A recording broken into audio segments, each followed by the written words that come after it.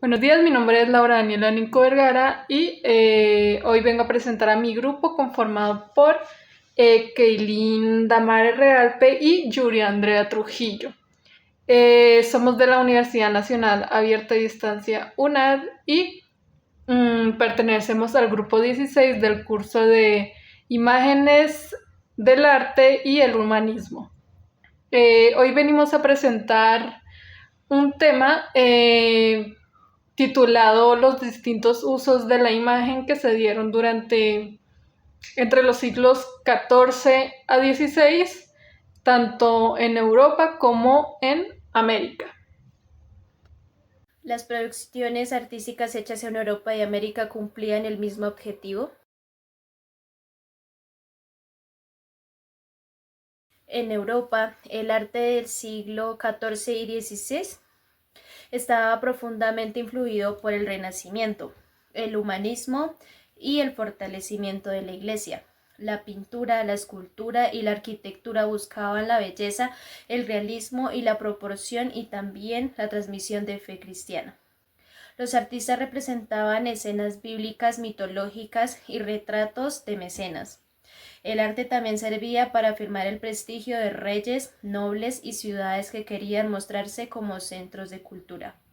Para entender cómo se proyectó esta visión europea más allá de su territorio, una frase del historiador John H. Eliot resulta central. Durante siglos, españoles y británicos levantaron sus respectivos imperios coloniales en América sobre las ruinas de las civilizaciones que encontraron y destruyeron al llegar ahí. Esta observación es importante porque muestra que el arte europeo venía con una carga cultural que se intentó imponer en América. En esta imagen podemos observar un momento de primer contacto entre los colonizadores europeos y los pueblos indígenas de América. A la izquierda vemos a los recién llegados con vestidos con armaduras metálicas, cascos y armas, elementos típicos de los siglos XIV y XVI. Su postura suele transmitir autoridad, curiosidad o incluso intención de dominar el territorio. Del otro lado, los pueblos indígenas están representados con ropas hechas de fibras naturales, plumas o algodón, y con objetos ceremoniales o de uso cotidiano. Su postura puede mostrar alerta, respeto o sorpresa ante la llegada de los extranjeros. La escena simboliza un encuentro desigual, mientras los europeos llegan con la tecnología militar, símbolos religiosos y reclamando tierras, las comunidades indígenas defienden su territorio, su organización social y su cosmovisión. Este tipo de imágenes resume cómo el arte ha representado el choque entre los mundos, el europeo que busca expansión y control y el americano que intenta mantener su identidad y su forma de vida. En conjunto, la imagen no solo muestra un encuentro físico, sino también un choque cultural, político y religioso que marcaría profundamente la historia de ambos continentes.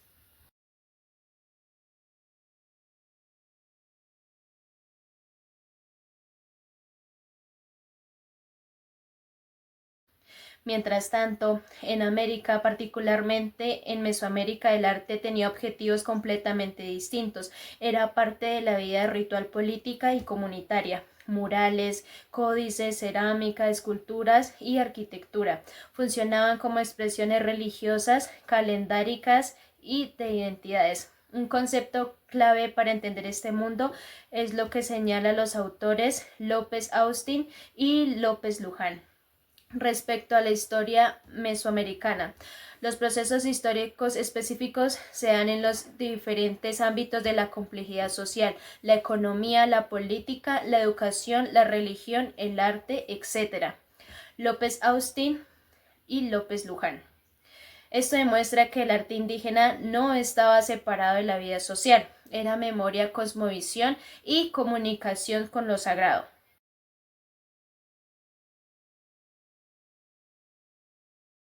Con la llegada de los europeos, el arte pasó a tener un nuevo objetivo: evangelizar, imponer nuevas creencias y borrar o transformar símbolos indígenas. Ese choque artístico muestra claramente que los objetivos europeos y americanos eran diferentes. Uno buscaba representar poder y el otro religión desde un enfoque humanista, y el otro expresaba espiritualidad, ciclos del tiempo y memoria social.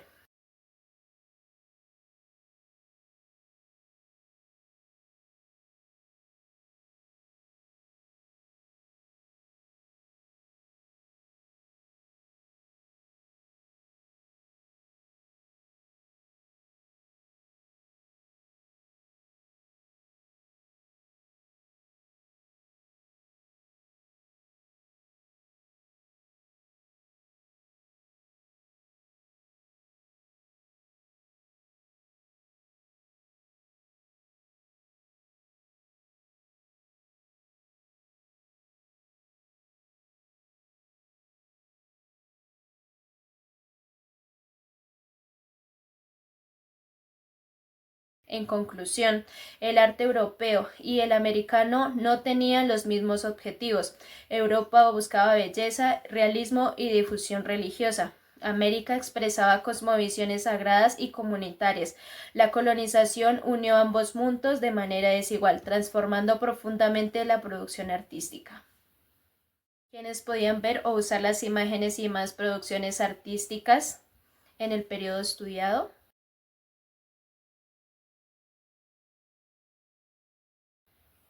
En Europa, el acceso al arte dependía de la clase social y del espacio. Las imágenes religiosas en iglesias eran públicas y accesibles a todos. Los retratos y obras privadas solo eran vistos por nobles, burgueses o mecenas. La educación visual seguía siendo un privilegio de las élites. El historiador Alexander Herrera explica algo importante sobre la función social del arte. Afortunadamente, ninguna obra de arte pasada, presente o futuro se limita a la presentación del poder ni se somete al poder de la representación. Esto nos recuerda que aunque las élites controlaban parte del arte, sus significados podían extenderse más allá de ellas.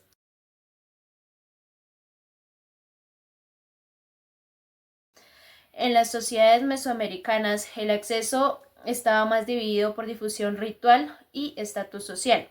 Las imágenes sagradas y objetos rituales eran vistos solamente por sacerdotes, gobernantes o especialistas. Códices y calendarios, esculturas, políticas eran manejados por élites. La cerámica, el arte mural y ciertos textiles eran accesibles a toda la comunidad.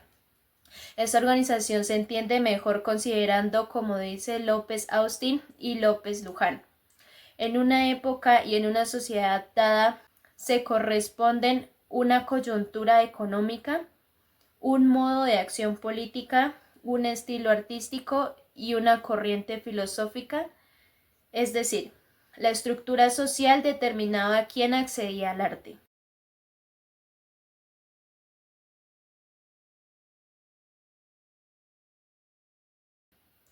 Con la llegada europea, las imágenes cristianas se volvieron públicas para evangelizar indígenas y poblaciones locales. En cambio, muchos objetos sagrados indígenas fueron prohibidos o limitados. Las autoridades europeas controlaban qué imágenes circular y cuáles no. Eliot resume bien este proceso desigual cuando explica que las sociedades coloniales nacieron sobre el choque de culturas distintas. Eliot identifica y explica las similitudes como las diferencias que se dieron en el proceso colonizador en el carácter de las sociedades coloniales. En resumen, entre los siglos XIV y el siglo XVI, el acceso al arte dependía del poder, la religión y la jerarquía social. Europa distinguía entre lo público y lo privado.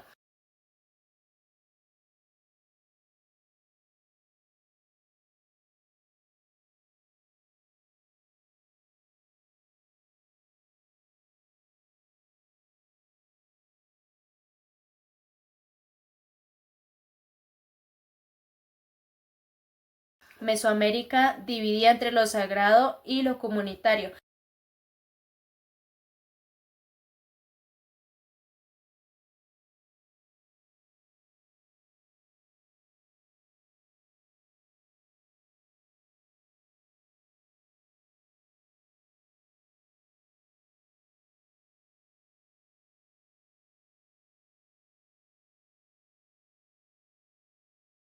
Y la colonización reorganizó ese acceso al nuevo sistema del control visual. Hola, yo soy Yuri Trujillo y voy a hablar sobre la tercera pregunta, que era: ¿el poder siempre está vinculado en las producciones artísticas del periodo? Se podría decir que sí, puesto que en la historia del arte lo demuestra con muchos ejemplos. Entonces, desde civilizaciones prehispánicas hasta el Renacimiento europeo, se puede decir que fue bastante elitista.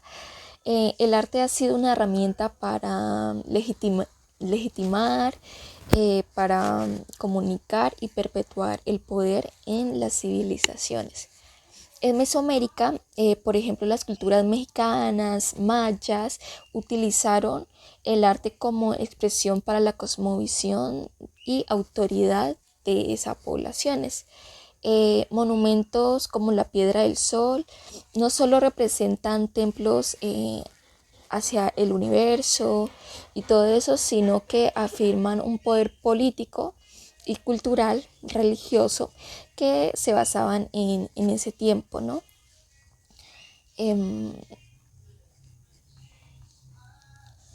Como lo dice López Agustín en la priorización de Mesoamérica.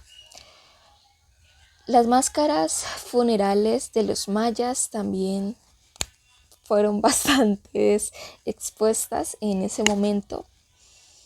Elaboradas en jade, eran símbolos de estatus y conexión con lo divino, con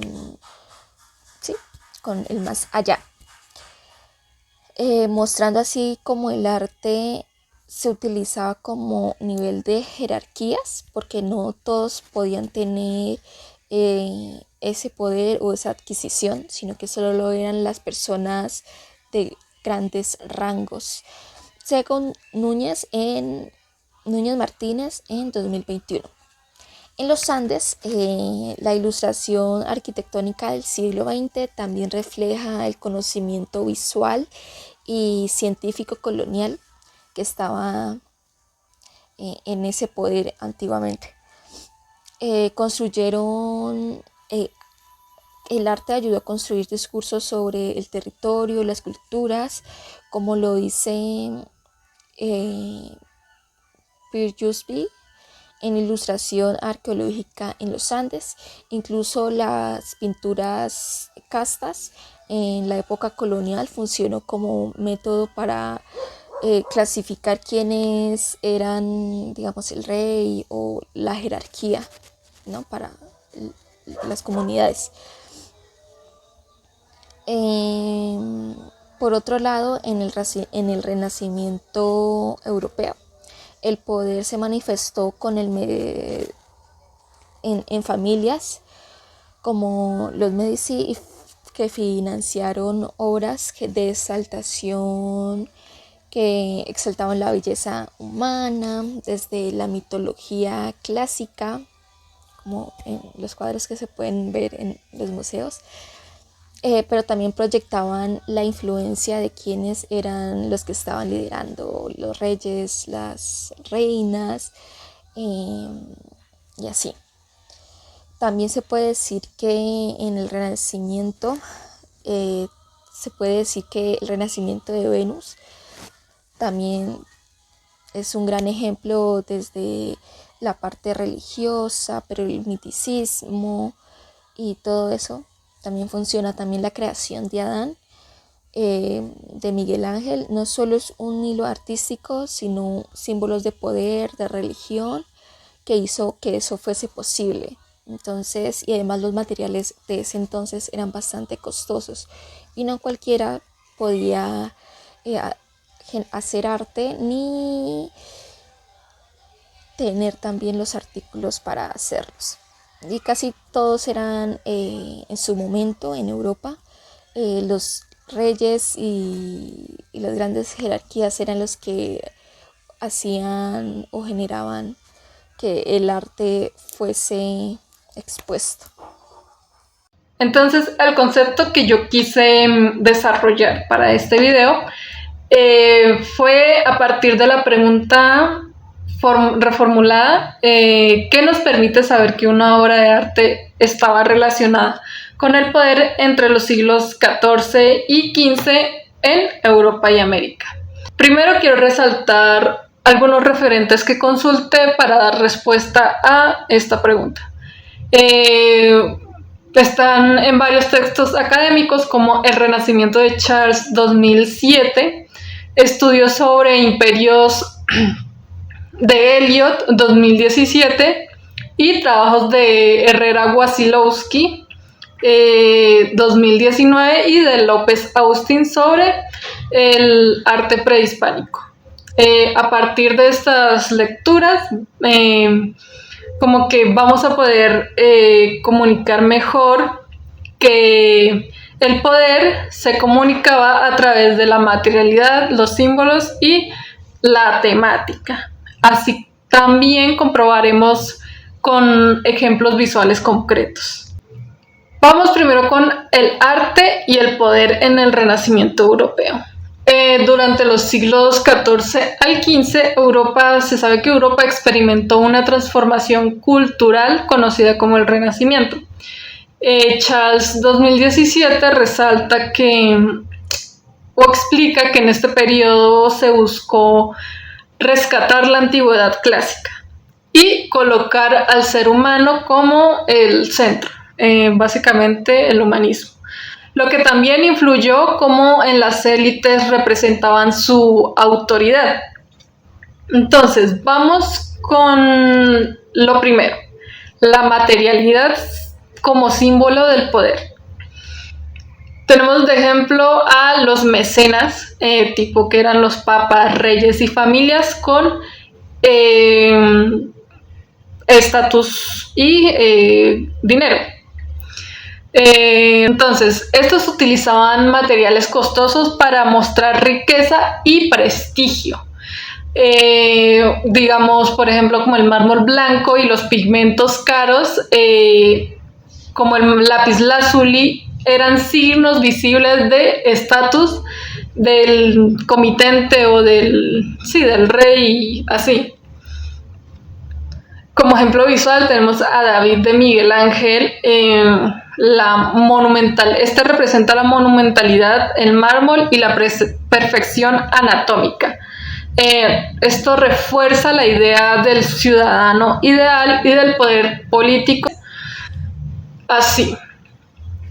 Ahora vamos con temáticas y representación de autoridad. Las obras representaban especialmente a gobernantes, santos, protectores o figuras heroicas para legitimar gobiernos. Esto lo explica Eliot 2017, señalando que incluso en la expansión atlántica la imagen funcionó como herramienta para sostener el poder de los imperios. Un ejemplo visual es la Escuela de Atenas de Rafael. Aunque también representa filosofía, tiene su representación filosófica, fue encargada por el papado para mostrar su rol como heredero del conocimiento y la razón, el orden, el equilibrio y la racionalidad. Para este concepto se destaca el uso de la perspectiva, el equilibrio y la proporción también. Estas tres cosas comunicaban como control, orden y dominio intelectual, ayudando a reforzar la idea de quienes encargaban estas obras representaban la cima de la civilización y del pensamiento. Vamos con el arte y el poder en las sociedades americanas prehispánicas. En América, principalmente entre las culturas como mexica, maya, muisca, quimbaya o inca, el arte funcionaba profundamente, tenía funciones rituales, políticas y cosmológicas. Esto lo explica Herrera Wasilowski 2019, que este arte estaba estrechamente vinculado a estructuras de poder sagrado y comunitario.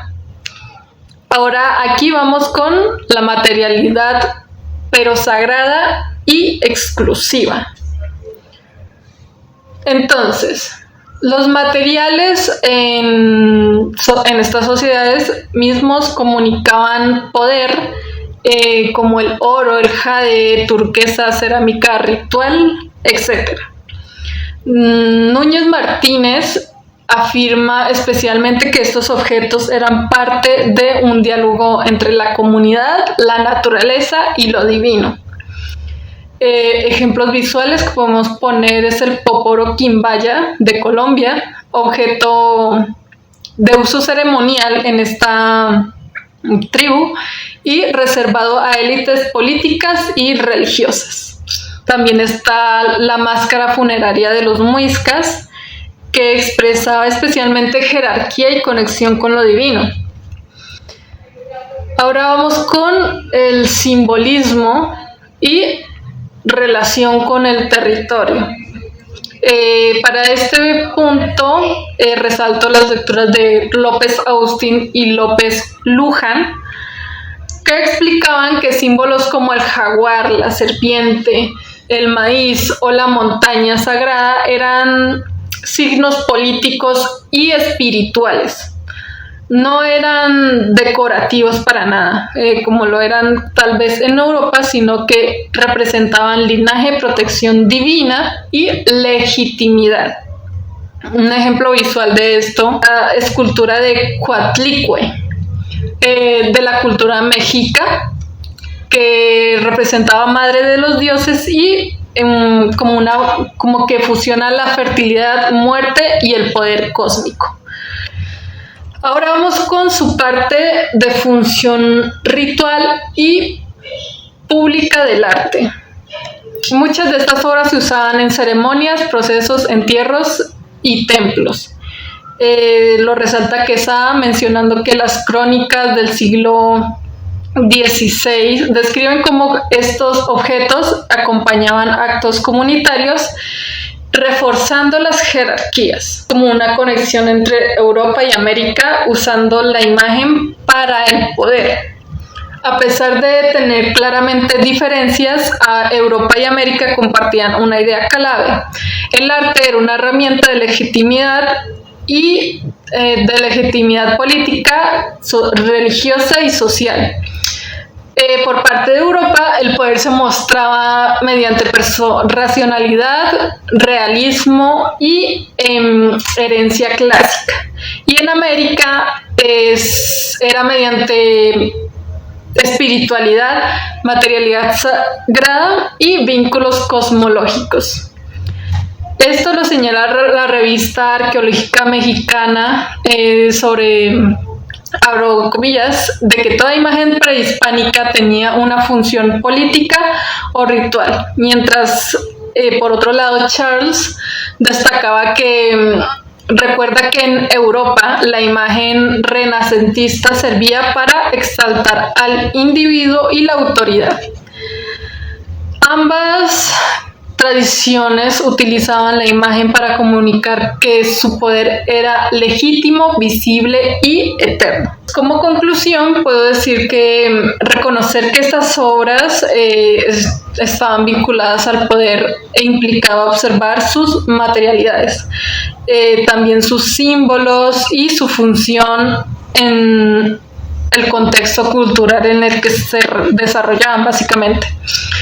Tanto en Europa como en América las imágenes no eran neutrales, eran herramientas fundamentales para organizar la sociedad, consolidar jerarquías y expresar una visión del mundo.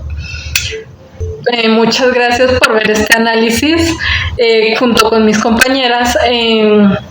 Deseando profundizar más en en los ejemplos visuales, en los textos mencionados, y realmente fue un video bastante entretenido y interesante de hacer.